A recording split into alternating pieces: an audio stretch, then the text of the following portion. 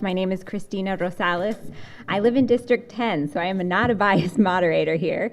But I'd like to thank all of our candidates for being here. And I'm an fair and affordable housing advocate here in Austin. I've only been here for a year. Yes, I'm the problem, I know. So we'll get started with a 1-minute statement from each of our candidates. Thank you to our timekeeper for keeping you on track. So we'll go with Amit Motwani. Yes? Okay. You can go ahead and get started. My name is Amit Motwani.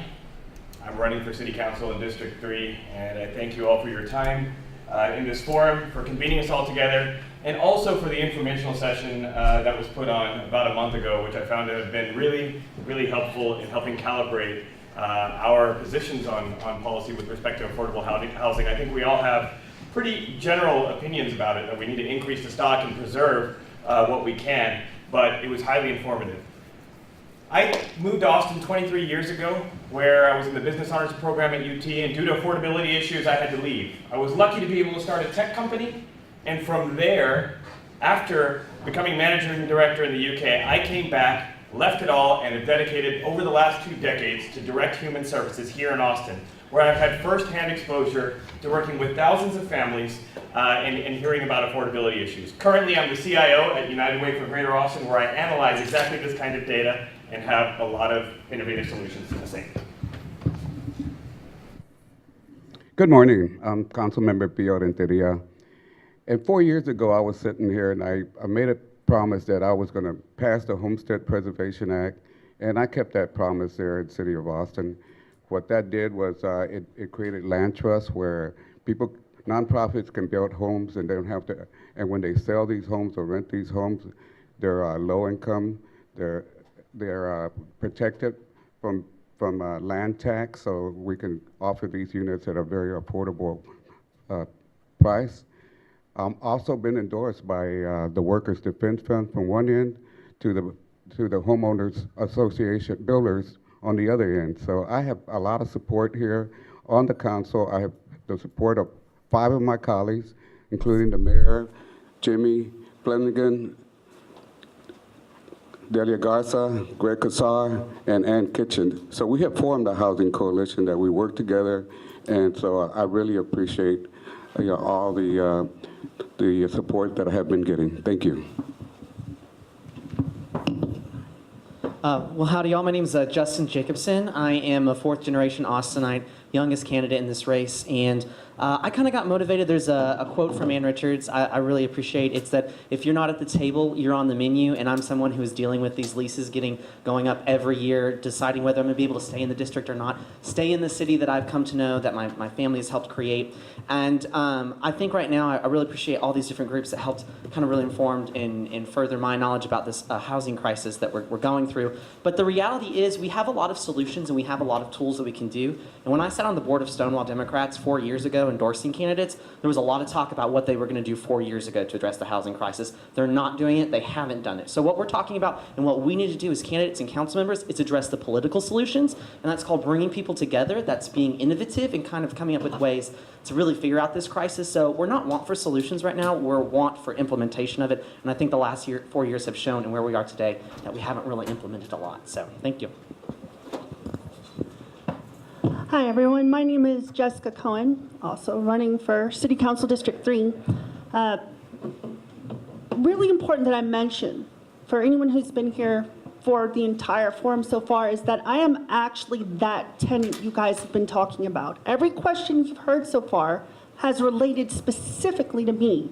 I am just barely above that 100% MFI by the HUD. I am in a multifamily home. I live in a duplex where my rent just keeps going up and up and up and up. Watching the property value of my duplex increase so much over the 2 years, and then seeing that being offset to me by my landlord through not fixing things like my refrigerator that won't stop leaking water, or the roof that got damaged by a hailstorm and now has these weird gray patches on it. It's something I really, really understand, and it's one of the main reasons I decided to run for city council. I see it not just affecting me, but everyone I work with, and I want to try to change that.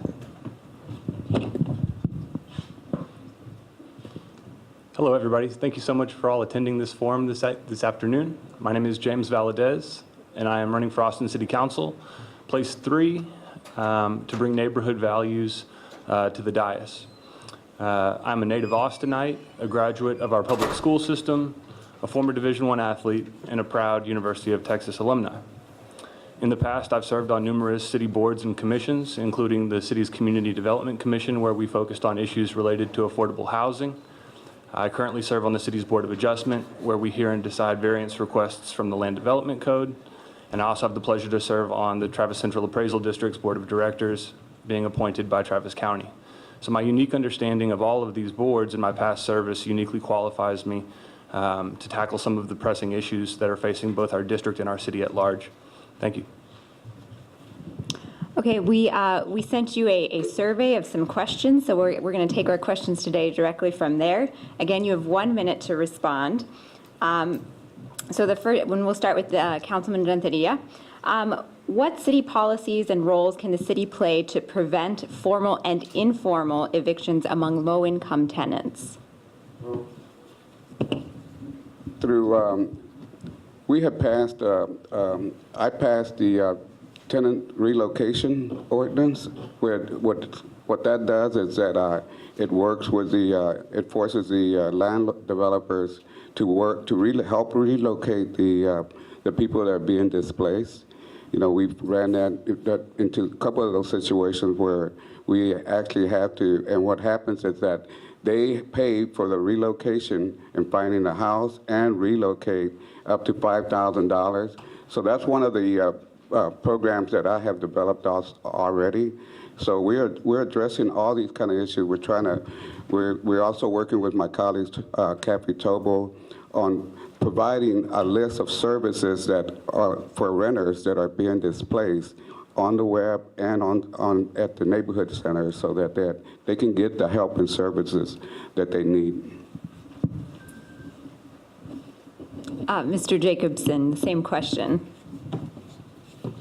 Well, as a renter, I'd like to see the Tenants Council get more staffing. I think we also need to have a paid position, a tenants advocate up at the City Council as well. We need to partner with these large, I live at a Roscoe unit. I know Rainier is a large company. We need to partner with them to provide information to tenants when people are signing their leases. We need to make sure that there's classes to kind of go through a lease and to explain it. I live in one of these apartment complexes that's slowly getting renovated, and I watched the orange notice evictions go up last year like wildfire almost, and we're obviously not getting the resources to the people as they need it. It's nice to put things on a city website, but where are the Facebook ads, where are the Instagram ads, where are the other things? You know, like it's really nice for homeowners to tell us what kind of resources that we need as renters, but I think it's best to have renters part of this conversation and have them on these commissions and making the recommendations, not folks that have been in the same home for 30 years.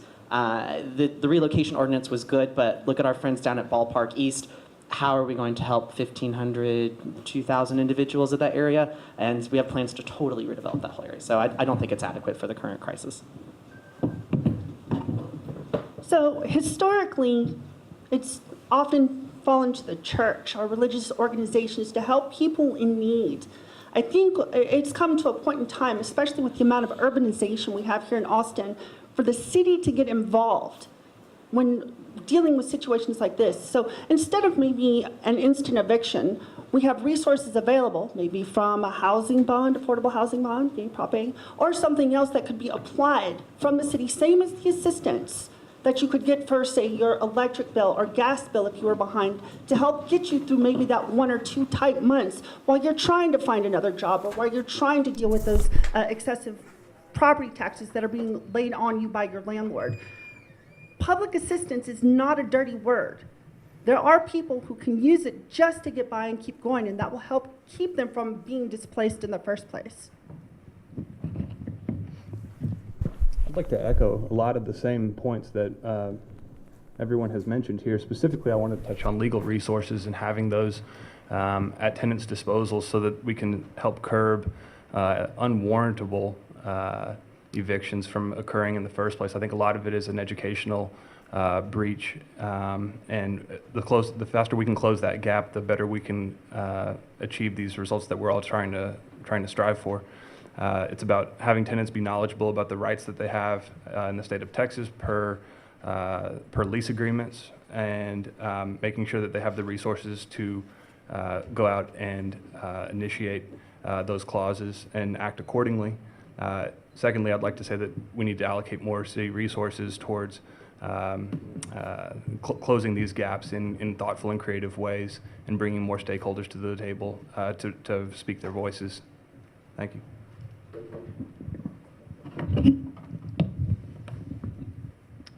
Again, I'd like to echo all of our colleagues' comments here. Particularly relief is needed. Certainly, I echo Justin's idea that tenant advocate office would be extremely helpful. And that feeds into the notion that affordability, especially within the context of eviction, means that there are a whole lot more presenting issues at play typically. And that means there could be far more support, financial counseling, and high health and human service intervention. Typically, in addition to housing cost, i.e. the cost of the home itself, we are looking at utilities, we're looking at food insecurity, we're looking at transportation challenges, inaccessible cost of medication, lack of access to childcare, which then in turn also is preventing employment and furthering education, and investing in the navigation associated with those services, not just putting a list on a website, but having actual navigators who are helping and identifying where there's capacity and where there's not. In a city where we have 6,000 private nonprofits, but there's so much capacity, but it's just not organized, the city could play a large role by managing that capacity and coordinating it. Thank you all. We have our second question. How do you suggest we enable the market to build more attainable housing for families and individuals currently priced out of the market, but earning more than 80% of the median family income? This time we'll start with Mr. Jacobson.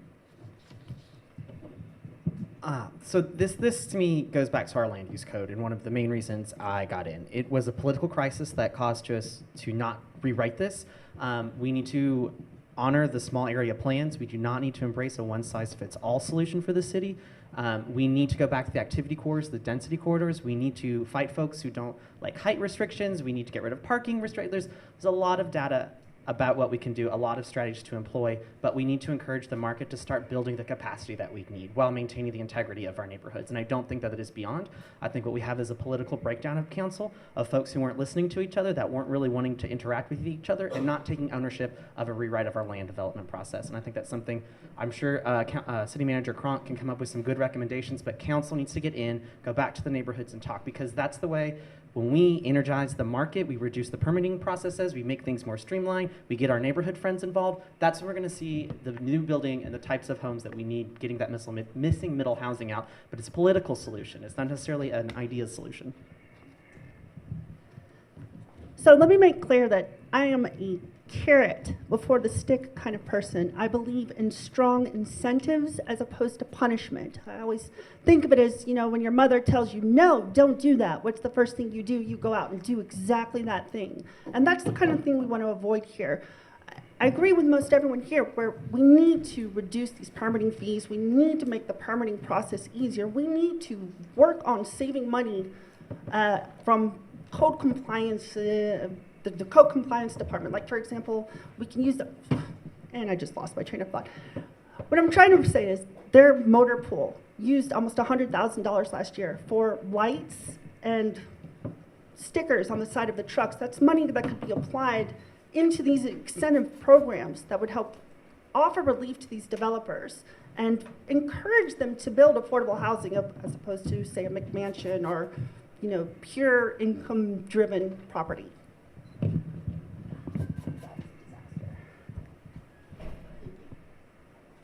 Go ahead. I think we've seen a lot of positive benefits from the use of land trusts to solve this problem. Specifically, it would remove the land value from the appraisal and leave only the improvement portion. I think we need to recalibrate our fee in lieu to ensure that it's more in line with our market standards. Right now, we have a very robust economy, but we haven't adjusted that fee in lieu in quite some time. I think we need to support Prop A. Specifically, the portion of that prop that I'm most excited about is the $100 million that's earmarked for the acquisition of additional land. I think the acquisition of land is the silver bullet to to preserving affordability in this city long term. It's the largest variable that systematically has increased year over year over the last 10 to 15 years. And I think lastly, I want to focus on making sure that the MFI that's associated with our district is correlating with what our residents can afford. So 80% MFI isn't an accurate representation of affordability in our district. It needs to be much lower. Thank you. And I'd like to start there. Actually, I think discussing how to prevent folks from above 80% MFI from being priced out is a little bit skewed. I think, first of all, using terms like MFI in the mainstream discussion is a little bit esoteric and tough for folks to understand. Secondly, it's important to understand that above 80% MFI is way outside of the median income of our district. We're looking at, according to the Housing Works information, we're looking at $86,000 as sort of the median income. So 80% of that is pretty high. Obviously, I would agree with all of my colleagues when it comes to land acquisition, as well as shared equity options. But I think the most important thing to understand is that we're looking at the populations we're dealing with. 30%, plurality is earning more than 120% of our MFI. And so the focus really, really heavily needs to be on the almost 50% that are below 60% of our median income. We just need to continue using our tools that we have. Through smart housing, we're able to provide affordable housing at the market level at 100% or 120%. We also need to, what we're doing also, we're supporting our nonprofit groups right now.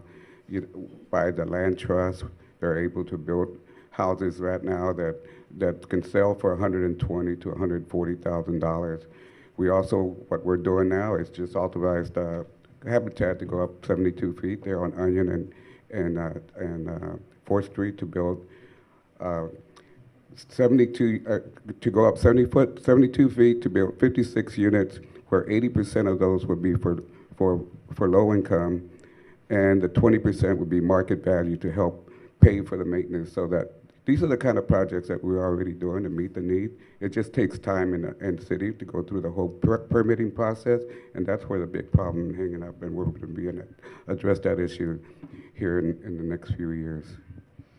Thank you, everybody. So next, I'd like to invite members of the audience to come up and ask your questions for our District 3 candidates. Do we have any questions?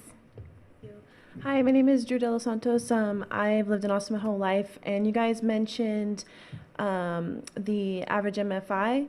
And so what would you do, or what would you direct the city staff to do to supplement that lower income so that people could afford market rate or even afford affordable housing?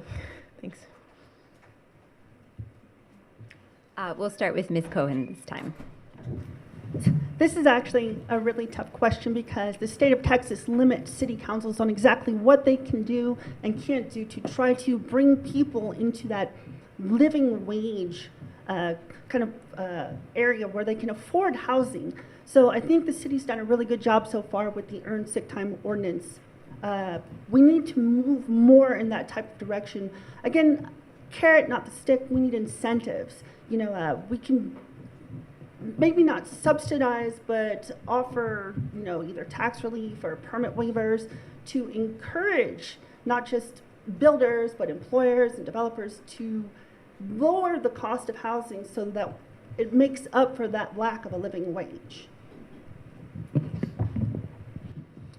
I think specifically I want to talk to the notion of keeping our affordable housing stock affordable. So as a real estate broker, I sold someone a home a few years ago now. It was one of the homes in Mueller that is designated as an affordable unit.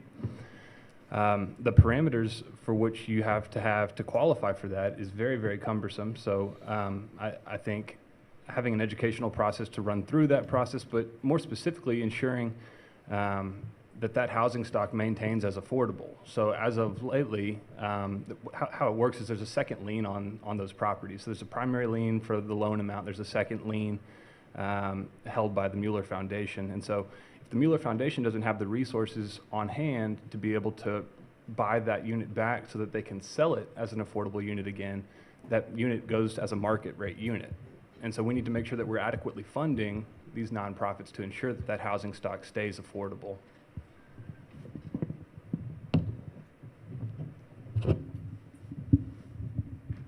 Forgive that I have to fly. We just have a minute, and it's a big question. First, vote for the housing bond that's coming up. Second, stick with the affordable housing strategic blueprint and aggressively pursue the goals. Third, costs of living associated, just cost of living in general, including housing, are, aside from housing, aside from utilities, bills, and household needs, the biggest needs that we're seeing at United Way for Greater Austin, where we run the 211 service line, is transportation needs to medical appointments and other service needs, as well as the cost of early childhood education. So those are two areas that we might be able to help raise the floor if affordability is unreachable. And I think those are ways that we can sort of circumvent the hostile state ledge and also be progressive as a city. So in the same way that musicians are getting insurance through the HAM Alliance or behavioral health support through the Sims Foundation, folks who are making $50,000 a year with a family of four shouldn't feel stigmatized to be able to get coordinated social services at the city level. What we've been doing is really focusing on making sure that we can waive the fees on some of these developments. We were having a problem there at the Go Valley with Think East and Habitat, where they wanted the nonprofit groups to redevelop the whole road there, and it was at one time in the transportation bonds in the past, and it was used somewhere else. So I got it put in the CIP so that they could save the $3 million it was going to take to improve them. And that had been delaying those kind of projects for years. We need to. The other thing that we need to, we're going to be doing is, and unfortunately 2 years ago we didn't hire enough code inspector and feed, permitting people, so that we kind of failed there. I was trying to push my colleagues. This time around, we were going to hire 58 people because they can go out there and inspect the houses that are being repaired. It's a big, hard process that they have to go through, but my time is out. I greatly appreciate what all of the other candidates are saying, and I think we're all on the same page about our commitment to the affordable housing down at the lower end of the economic ladder. But I really, as someone living in kind of one of these affordable average market rate apartments, I really think we're forgetting the key about energizing builders. We've been talking about like reducing permitting processes for a long time. It still haven't. My dad's been in the plumbing industry for 40 years. He's been talking about these problems for as long as I was interested in the conversation. Why haven't we done that yet? Why aren't we engaging the market to build more Class B apartment stocks? Like across the nation, there's investment groups that are looking at for like long-term investment strategies, but they come to Austin and they see it's a cumbersome process to do that Class B stuff. We are only engaging the market to build Class A luxury developments. That's the only thing that's really getting built that's new. And that's a problem because we can trickle down, we can kind of generate more housing stock that will trickle down to other folks in the future, but we're not doing it right now because we're only encouraging luxury McMansion developments, and that relates to the land use code. So we need to have a more expansive, all of the above of these of affordability. Thanks. Any other questions from our audience? Go ahead and introduce yourself. Hi, I'm Marla Torrado. I have a question. How would you balance the need for housing, especially affordable housing, for people right now in the communities, or for those, if there's any plans on right to return for low-income folks, with this aspect of preserving neighborhood character? Sometimes I feel like both of those things are in kind of conflict with each other. So how would you deal with that if there's any way to do both at the same time? Just for clarification, I think the question was preserving neighborhood character weighed against building housing stock. Is that right? Yeah. Right. Or the housing prices. Sure, absolutely. So specifically, I think we need to concentrate our housing stock towards corridors. With the stoppage on Code Next, I think we really need to look to Imagine Austin, which speaks to activity zones and corridors. That density needs to occur there. Neighborhood plans should be included and observed, which is also mentioned in Imagine Austin on page 210. So those neighborhood plans represent, to your point, the character of neighborhoods, which is a critical portion of our city's fabric. They represent unique problems that each of our neighborhoods is facing.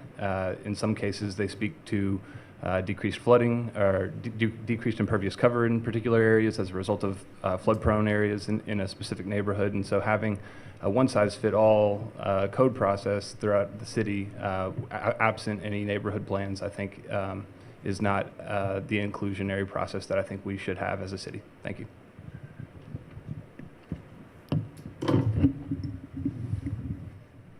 In the interest of saving time, echo James.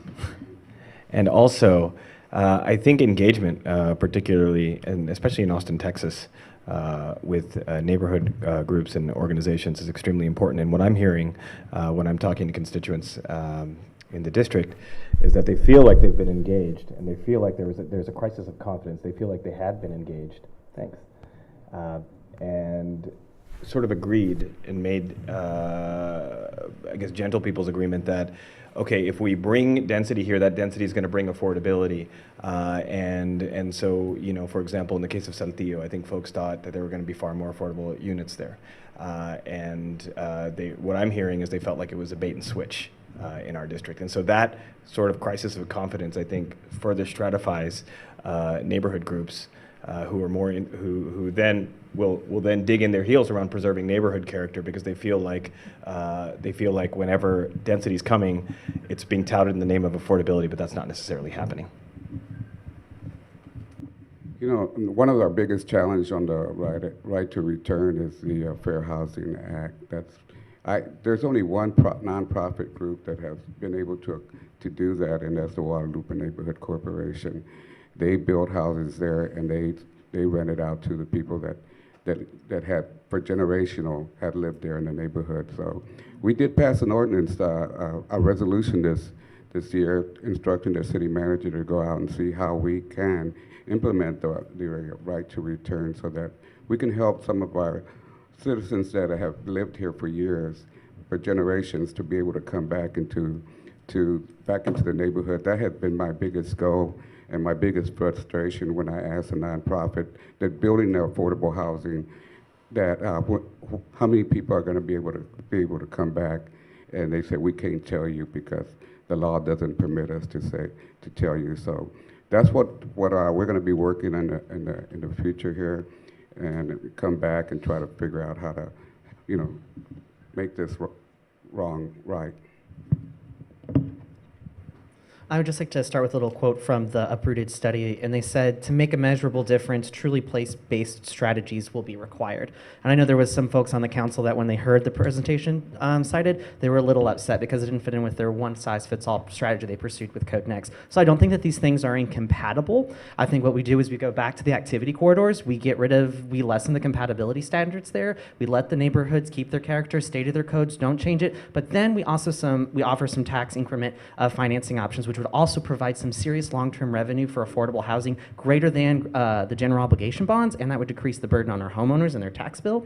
So we're not really exploring that or leveraging that like I think we should. And that would give neighborhoods who want to have, and density does not have to look like these buildings that we see off of Lamar and Burnett Road. It can look like garden-style apartments. It could look like a duplex, a fourplex. And we would be empowering neighborhoods to make that decision. The tax increment financing could go back to projects to help the neighborhood look nice. So if you want to develop, you want to have in some added density, do it. There's plenty of studies that show 10% across the city of Austin for tax increment financing would have a tremendous impact on our affordable housing budget.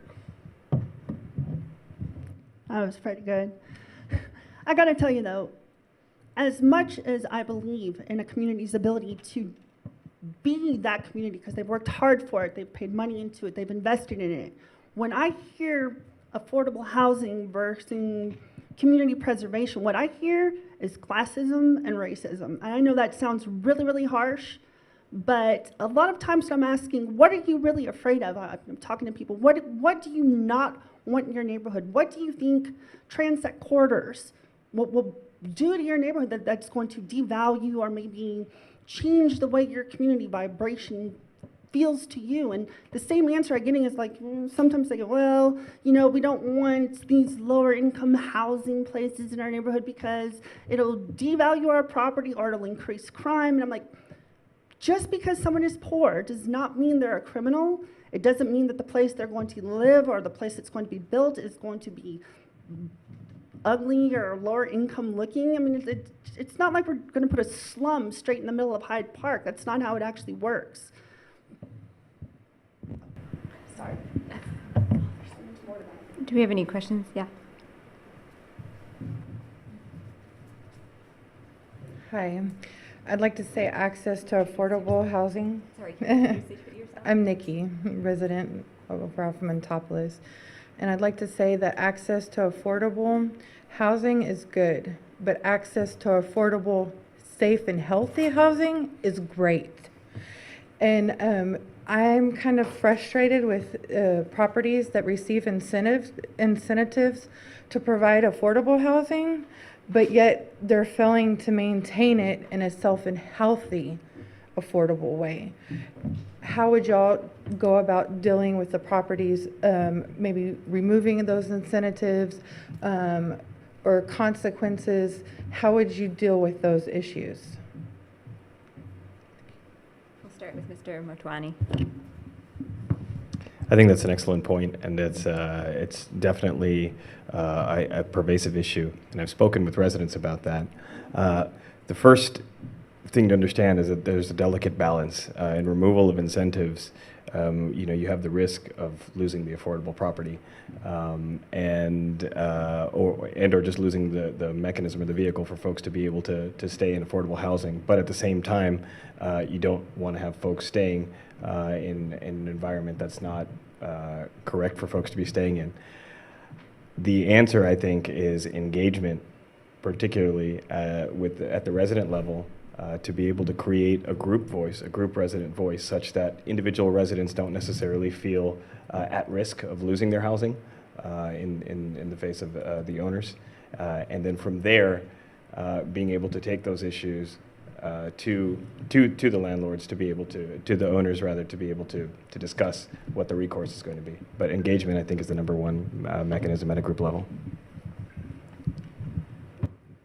We have reinforced the repeater offense, where what we do is we levy fines against these apartment complexes that are not abiding by the standard. And we have gotten to the point also that we had one incident out there in North Austin by Airport where we actually put a lien on that, so that whenever they want to get to redevelop that, we actually recover our money, and then we help the tenants. Whenever we put a lien on a piece of property, we have to pay for moving the tenants out and finding them housing. And that's what we've been doing, and we recover our costs when they move out. When they go to redevelop that apartment complex, then we go and recover the money back. But that's how we handle these situations.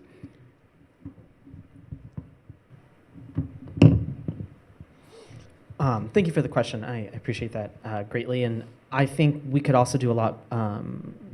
Also echoing off what the other candidates have said, making sure that we have better matrix and we've better identified these folks as we're giving subsidies to make sure, like maybe perhaps we need to better make sure they have long-term funding sources, or they have the right mix of housing within the development to keep paying for things going on in the future. So we need to do more due diligence when it's beginning. But I also think this is another instance in a city that has well over a majority of its residents renting. We need more resources allocated to tenants' rights. We need to make sure that people know they have legal resources, know they have abilities to get together and form groups, and we need to be, in a city with more than 50% of renters, we need to be providing that for us. And it's time to have folks like living, I've lived at many apartment complexes myself. We need to be the ones making sure those investments are going to us, not exclusively to homeowners.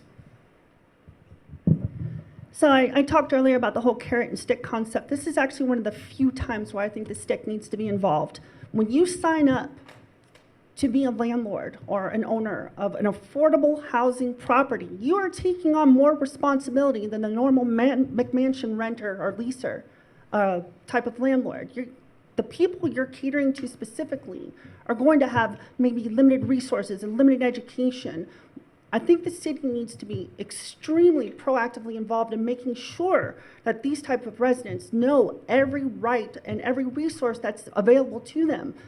Even still, perfect example myself, trying to deal with my current property management company has been just an incredibly difficult task, trying to get things like back to that refrigerator or my back door where water leaks in every time it rains. I've gone to the Tenants Council, I've gone on city websites, and I haven't been able to find the help I need. So I think making sure that information is available to everybody will make a big difference. Thank you so much for the question. I really think it ties back to the very first question we had. It speaks to making sure that our tenants are educated of all the resources they have allotted to them in the leases. And I think the city needs to take a more proactive role to ensure that legal representation is available for tenants who feel like they have a grievance to bring forward. And I think we need to do more with regard to the checks and balances associated with ensuring units are being rented affordable as they are spelled out in their entitlement deal, if they are given that. We need to do more to ensure that code compliance is able to act accordingly. The staffing needs at code compliance need to be brought up to speed to ensure that units are being held accountable. And lastly, we need to ensure that the projects that are bad actors are held accountable. Thank you. Do we have any more questions from our audience?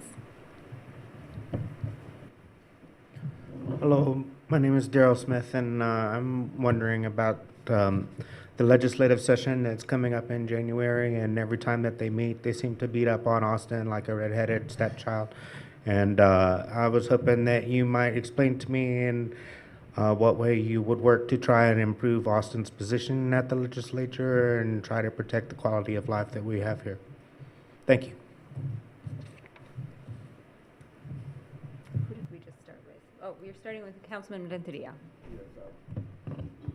Thank you for that question. You know, what we did and what we're doing right now is we already have our lobbying staff, and they're ready to go. And what's going to happen, and this is what the governor is already running on his platform, which says that he's going to cap the city's ability to grow to 2.5. That means that means layoff. That's exactly what Austin is growing at 5%. We're having to hire more police. We're having to build fire stations. There's a lot of need going on and growth that we're behind. And if they capped us, we're going to be in serious trouble, you know. And they're going to also working on preamp, where if we do sick leave, we're not going to be able to pass it at all because they're going to preempt us on that. We're going to have to go and get permission. So we're working on stopping. Right now, it's just totally just trying to keep them from harming Austin.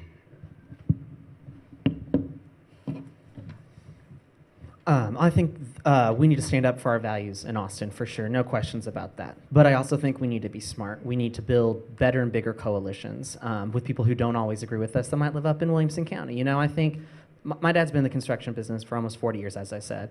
And, you know, he's got a lot of good friends that do stuff up in Williamson County and other parts of the areas, but, you know, they don't take Austin seriously because we haven't gotten our coding, our permitting processes changed in 20, 30 years. And we keep saying we're going to do, and keep saying we're going to do, and we run off and we pursue another priority. I think paid sick leave was another thing.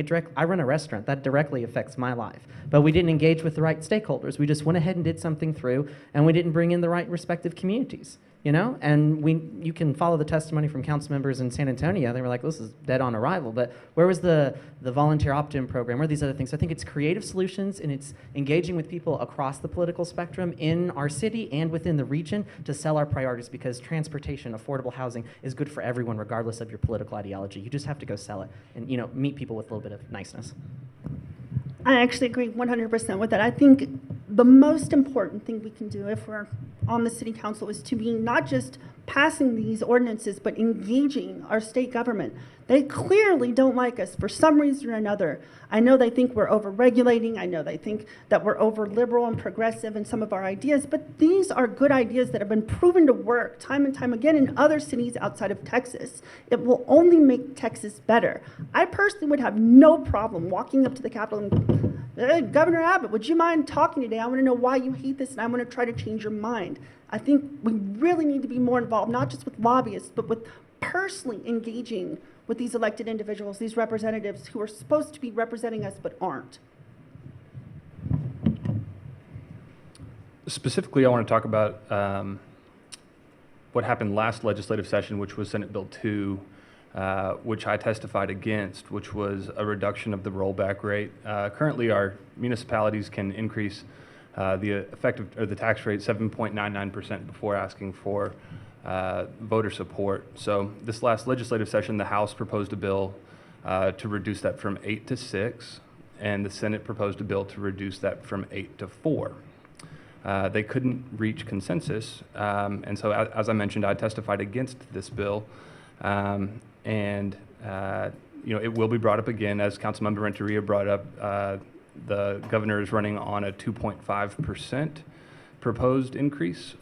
This will have incredibly adverse conditions against our ability to fund public safety as well as affordable housing throughout our city. Thank you.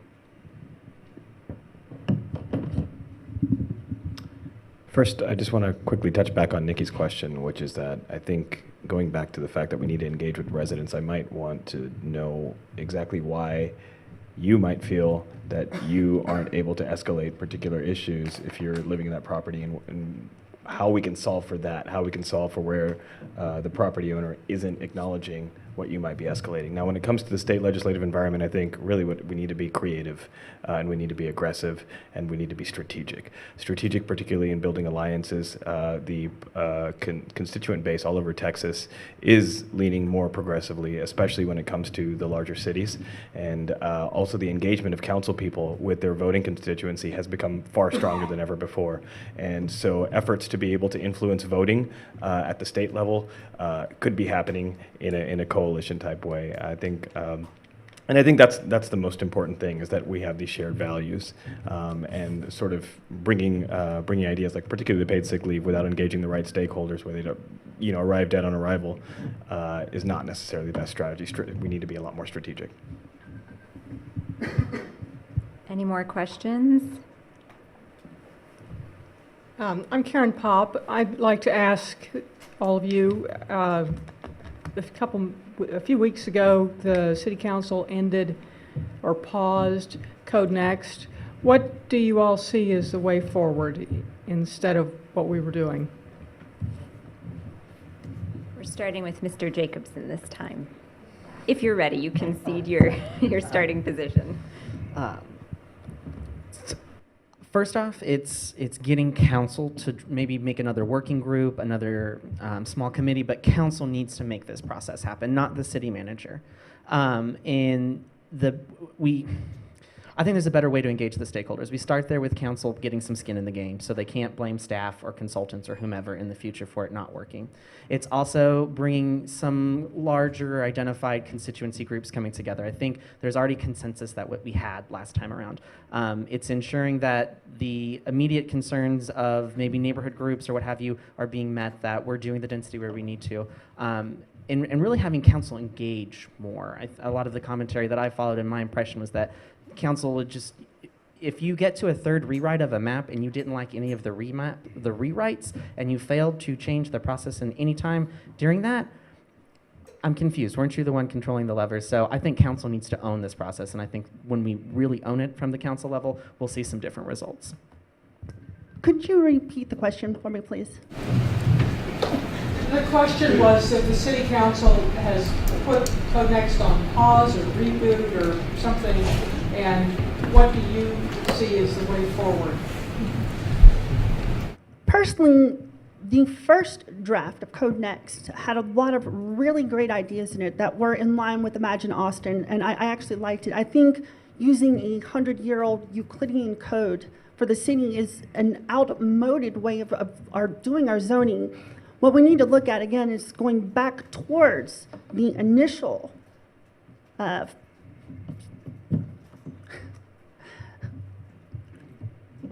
sorry, my mind just drew a blank. It's the first rendition of Code Next, and look at how those transects were used for density corridors moving out towards more suburban type areas, and follow that type of idea.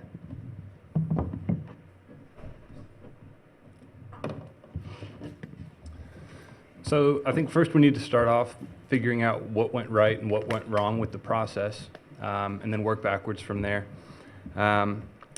I think a lot of the heartburn coming off of this process to the community is that they feel like their voices weren't heard. We effectively hired consultants to build a code in a box for 4.5 years, and as a community we were surprised when what came out no one liked.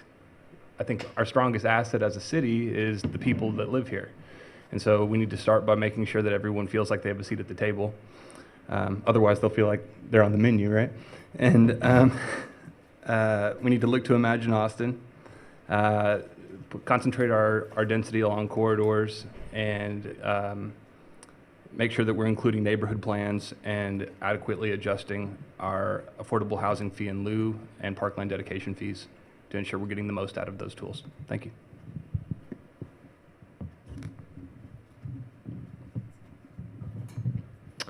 I think I echo all of the candidates here. A thorough postmortem needs to occur before any movement goes forward, and that postmortem needs to really determine where the failures in engagement were and at what points in time they happened. It was such an extended period of time and an extended process that it's going to be difficult to necessarily triangulate that. I think in addition to that, some sort of guiding principles might include that expedience is of high value, just because of the fact that right now sort of the tortuous development code is really a barrier to ease of permitting and in turn costs.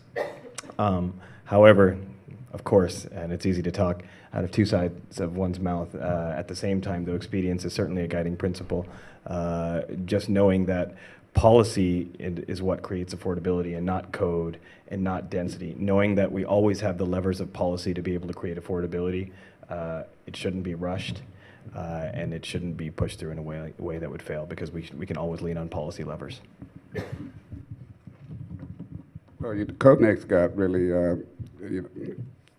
it was developed after Imagine Austin. Over 16,000 people participated in this, and but the past council decided not to act on it and because of the new 10-1, they kicked it up to us to decide.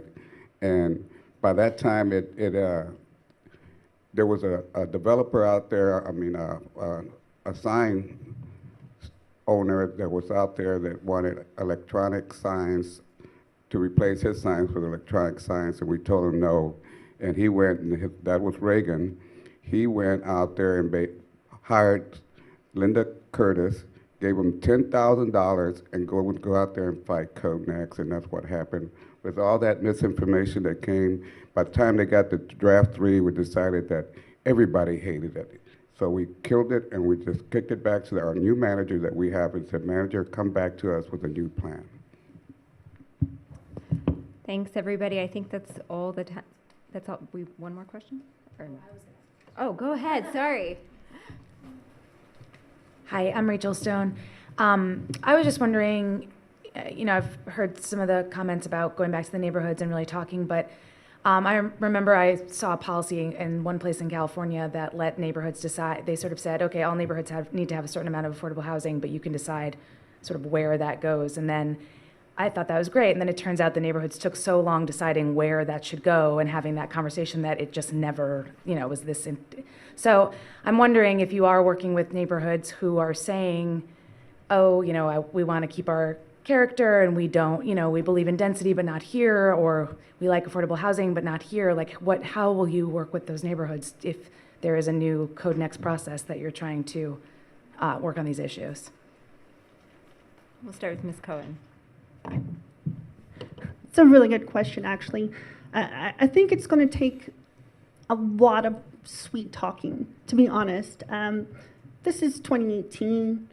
This is an urban city. We have almost 1 million people. There are going to have to be concessions made on both sides, and I get that. But I don't think that just because maybe you live in a wealthier neighborhood or a nicer neighborhood that you can, or that you should be given the power to determine where you're going to put your lower income housing and kind of relegate those people to the back row. I think it should really be left to the city to kind of work with the neighborhoods and the developers to find a common ground, a place in the middle to where everything can be built without interrupting too much of that community vibe.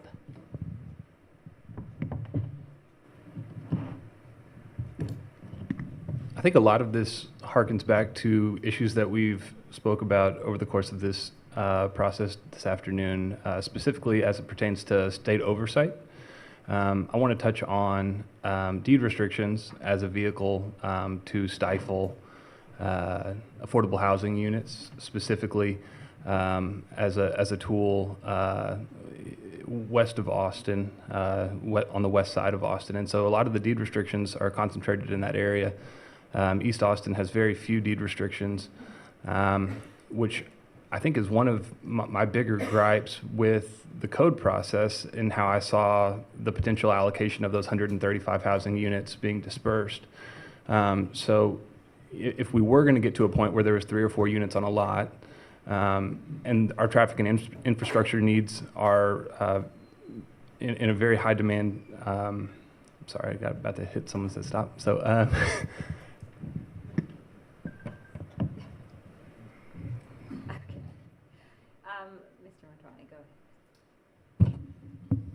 Well, I think facilitation and engagement is key. When I've been speaking to folks, I've been seeing sort of the pervasive Austin values, which are that, okay, these are the things we want. However, if we have to do the following things to help out our fellow Austinites, we will do that. And if it's for the greater good, we will do that. I think what's happened is that there's a little bit of a crisis of confidence. So we need to overcome that. Secondly, I think excellent facilitation is key. So I think the council people really, really need to, if we aren't good facilitators ourselves, make sure either our staff are, or make sure that we're bringing in the best facilitators possible to be able to create a shared set of metrics and values to be able to establish what success is in the process, because they're going to be manifold groups of stakeholders, even within neighborhoods. The folks who are more vocal, the folks who are maybe less accessible because of their work schedules or their life schedules or what have you, and really need to start from a shared set of what success looks like. And that's going to look like, what do we all lose in this so that we all win together? In my district, District 3, we weren't that afraid of Code Next, because if you drive through my district, you'll see that we're doing pretty much what Code Next was going to do.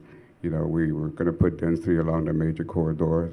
We're going to provide, my position was, I was going for R2, which allowed anybody to build a secondary unit on their lot. The big problem was that on the other side of Boston, we have people, their zoning is as single family 2, which you can only build one house and one house for your servant. And then you got single family 1, where you can only build one house. And they didn't want to do away with that zoning. So that's where the big opposition came. So, you know, we hope that maybe they would come to their senses and work with us.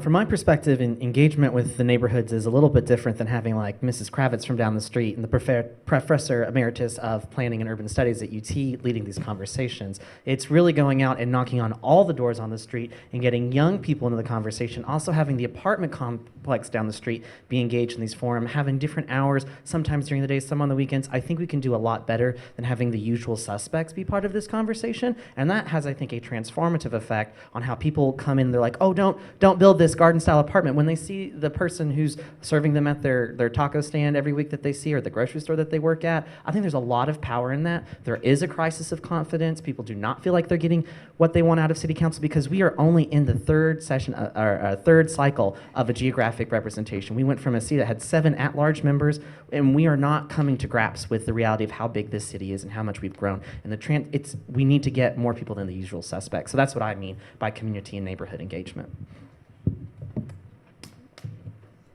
Okay, well, that I think is the last question. Thank you, everybody, for a great dialogue, and thank you to our audience members.